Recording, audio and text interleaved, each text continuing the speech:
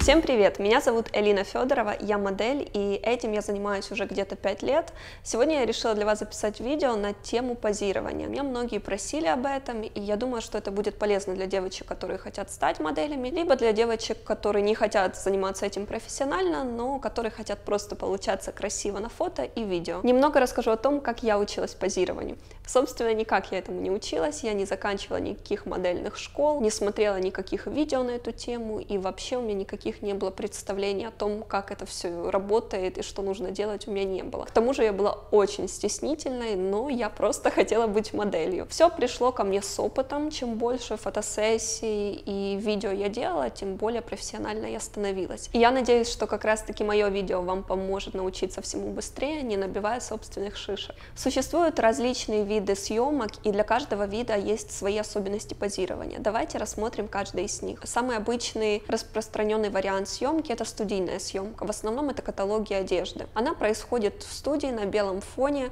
Фотографии делаются в анфас, 3/4, профиль и сзади, для того, чтобы показать одежду со всех сторон. У всех брендов есть свои пожелания по поводу выражения лица модели, по поводу ее поз. Некоторым нравится улыбка, некоторым нет. Некоторые хотят простые позы, некоторым нравится в движении. И обычно заказчик вам об этом расскажет перед самой съемкой. Прежде чем ехать на эту съемку, лучше предварительно посмотреть их сайт, посмотреть, как выглядит их одежда, какой у них стиль, как модели позируют для их каталога. И я скажу вам честно, так как я работаю очень много, я могу приехать на съемку, не имея ни малейшего представления о том, что там будет вообще, какая у них одежда и так далее. Но если у вас мало опыта, то лучше так не делайте. Давайте рассмотрим, как это все происходит. Делается по несколько фотографий из каждой из сторон. Иногда это даже одна фотография, когда, допустим, одежды очень много. Поэтому тут важен профессионализм модели. Вы должны получаться красиво сразу же. Расскажу, как делаю это я. Ну, во-первых, когда я только приезжаю на саму съемку, особенно если я работаю там впервые,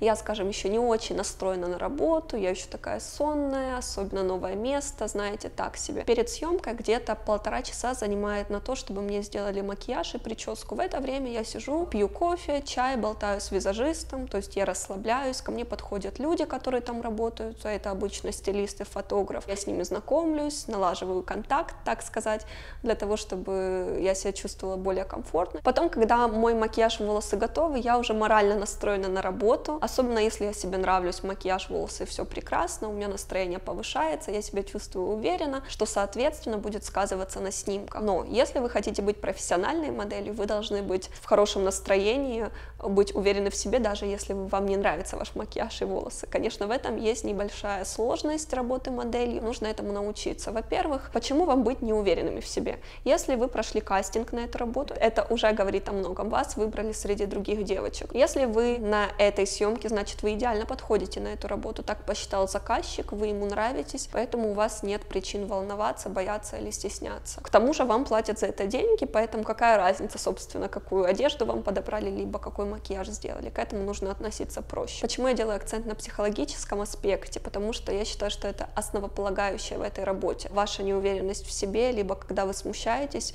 все это видно на фотографии, и вы будете получаться не очень. И в 99% случаев ваше лицо будет выглядеть хорошо, если вы будете расслаблены. Поэтому научиться каким-то техническим деталям, как куда ногу, руку поставить, это не так сложно. И если вы себя будете чувствовать расслабленно, комфортно, раскрепощенно, вам это не составит никакого труда. Обычно, когда я снимаюсь для каталога, у меня лицо нейтральное, либо легкая улыбка, я смотрю либо прямо в камеру, либо по сторонам. Разные заказчики, разные требования. Иногда они хотят, чтобы вы смотрели только в камеру, иногда они хотят разнообразия. Это вам уже скажут тоже об этом. Для каталога много движений не нужно. Лучше занимать какие-то простые, но уверенные позы.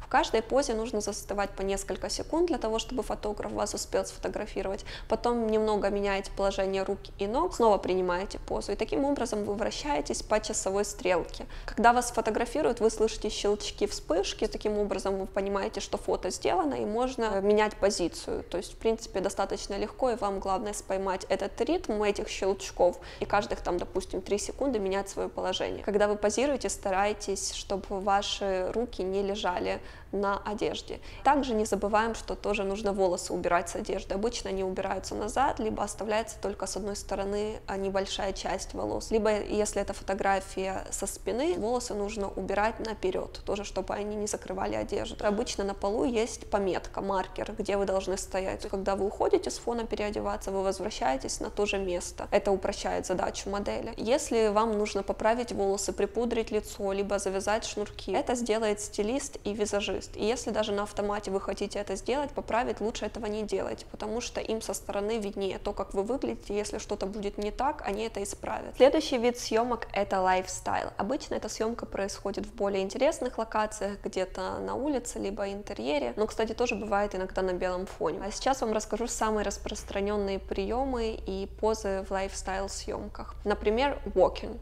С английского это ходьба, то есть вы идете медленно на фотографа средним либо широким шагом и при этом смотрите по сторонам куда-то, либо наоборот выше, ниже объектива камеры, либо вы просто делаете 1-2 шага на фотографа и потом возвращаетесь в исходную точку и повторяете много раз эти шаги. И таким образом у вас получаются очень естественные снимки, красиво выглядят волосы, одежда из легких тканей, особенно платье, все это круто выглядит в движении. Кстати, этот прием часто используют фэшн-блогеры, когда им нужно показать одежду, там стрит-стайл где-то в городе. Движение со стороны в сторону, вы как бы перекатываетесь с одной ноги на другую, и при этом можно экспериментировать с руками, например, одну руку закинуть за голову, либо дотронуться к волосам, либо к лицу, использовать разные детали в одежде, например, взяться за край платья, либо дотронуться к воротничку, положить руку в карман, либо на сумку. Если вы касаетесь своего лица, либо волос, старайтесь это делать как можно нежно, едва касаясь, не так, как бы вы это сделали в обычной жизни, потому что на фото это будет выглядеть не очень. И старайтесь все ваши движения, чтобы они были плавными, не резкими,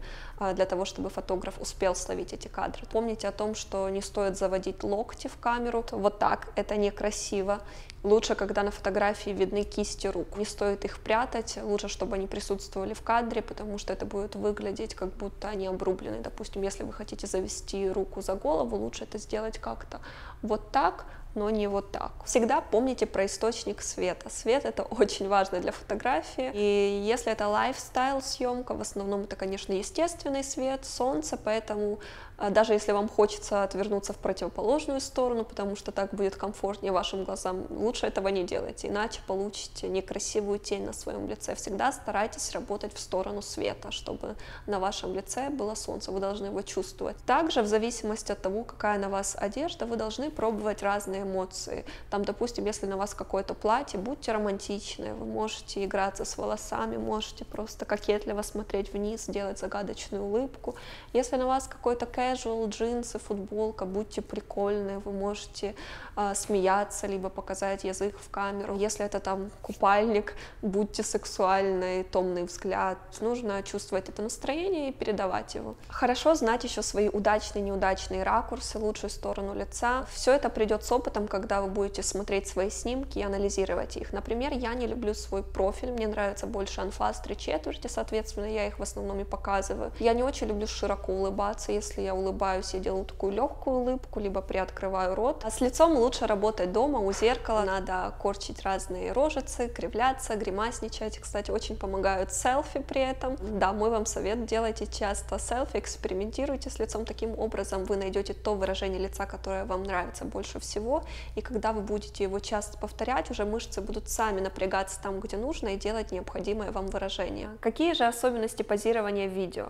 Тут уже нужно иметь немножко актерские навыки, так как нужно знать не просто набор поз, а нужно, чтобы ваши движения были красивыми, гармоничными и при этом более цельными. Тут, как и в фотопозировании, важно быть уверенной в себе, нужно расслабиться, выкинуть все мысли из головы, не стесняться и при этом вжиться в необходимую роль. В рекламах, музыкальных клипах это могут быть разные разные роли, но так как вы модель, чаще всего это просто роль какой-то красивой девушки. Ну, конечно же, бывает что-то и другое, но все-таки реже. Обычно режиссер ставит перед вами задачу, что конкретно вам нужно делать. Конечно же, бывает импровизация, но реже. Если мы сейчас говорим о профессиональной съемке, то, в принципе, всегда все четко и лаконично. Импровизация больше в каких-то творческих проектах. Кстати, я вам рекомендую часто сниматься для творческих проектов, если вы новичок, и вам нужно практиковаться, учиться.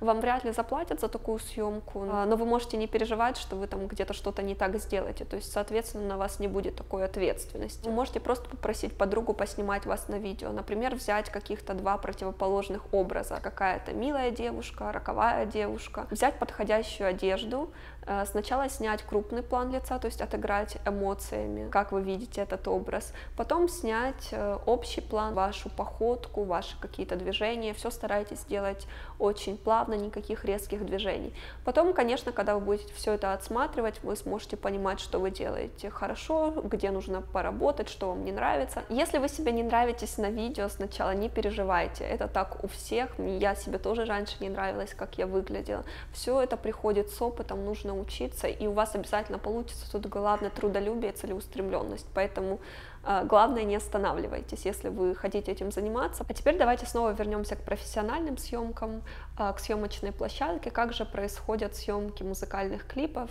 и реклам. Я бы могла, наверное, целое отдельное видео снять на эту тему, потому что я знаю очень много всего по данной теме, но расскажу вам вкратце. Обычно съемки длятся очень долго, это может быть 12 часов, это могут быть сутки, там будет большое количество людей, их будет гораздо больше, нежели чем на фотосъемке, вы должны к этому относиться спокойно.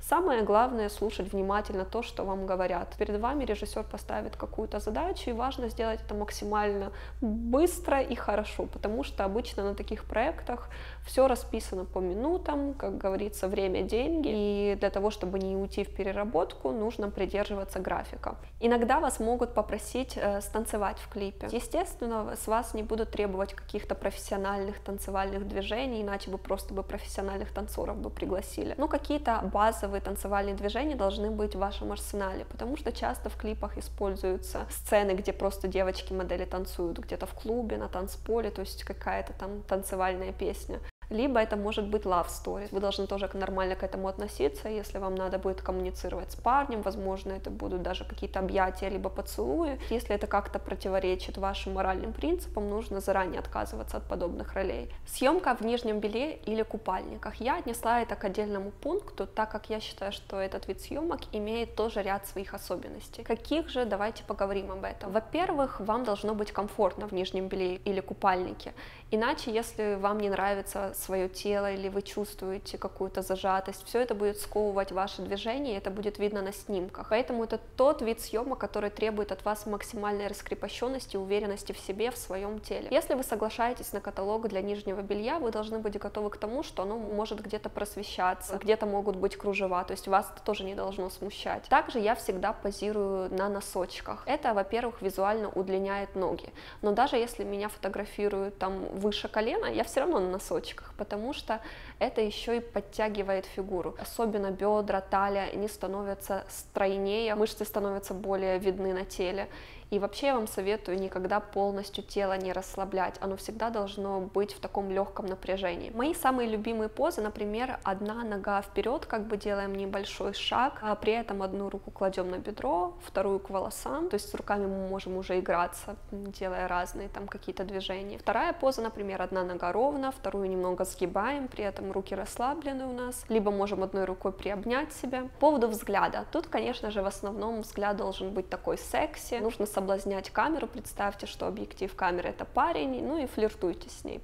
Конечно же, не нужно флиртовать с фотографом, лучше забыть, что он вообще существует. Вы можете сделать такие немного хитрые глаза, взгляд сделать томным, рот немножко приоткрыть, либо наоборот сделать такую загадочную легкую улыбку. Еще мне хотелось немножко рассказать о съемках для спортивной одежды. Я недавно узнала, что в Лос-Анджелесе спорт-одежда — это самый покупаемый вид одежды. Здесь просто уйма брендов, которые специализируются на этом, и для того, чтобы попасть к ним на съемку, нужно еще иметь некие спортивные навыки. То То есть не обязательно быть спортсменкой, но нужно знать хотя бы какие-то элементарные позы из йоги, либо иметь хоть какую-то растяжку, не обязательно садиться на шпагат, но хотя бы доставать кончиками пальцев до пола, либо просто держать равновесие, там, поднять ногу. При этом нужно еще контролировать свое лицо, потому что, как вы знаете, когда мы делаем какие-то физические упражнения, наше тело напрягается, но не только тело, но еще и мышцы лица. Когда мы там занимаемся в спортзале, наши лица, скажем, такие немного перекошены, не очень красивые. И, конечно же, для фотосъемки очень важно уметь контролировать лицо, то есть его стараться расслаблять, еще при этом улыбаться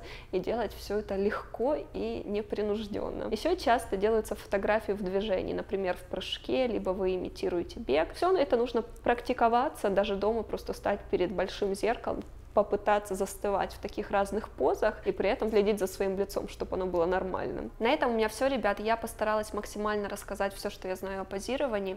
Если вам это видео понравилось, ставьте лайк. С вами была я, Елена Федорова. Скоро увидимся. Пока!